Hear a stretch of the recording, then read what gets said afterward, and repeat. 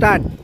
જય હિન્દ. સિહોર યુવા યુગ પરિવર્તન સંગઠન તેમજ ટ્રસ્ટ દ્વારા દર વર્ષની જેમ 15મી ઓગસ્ટ ગાયવાયપીના વાર્ષિકોત્સવના કાર્યક્રમની અંતર્ગત આ વર્ષે પણ એક નિબંધ સ્પર્ધાનું આયોજન કરવામાં આવેલ, જેની અંદર ધોરણ 6 થી લઈને કોલેજવાળા સુધીના તમામ બાળકોને અલગ અલગ વિષય આપવામાં આવેલા, જેની અંદર પોતપોતાની બાળકોની અંદર પડેલી જાગૃતતા શક્તિ અને લખાણની એક કલા બહાર આવે તેના માટેનું એક કાર્યક્રમ આયોજન કરેલું હતું.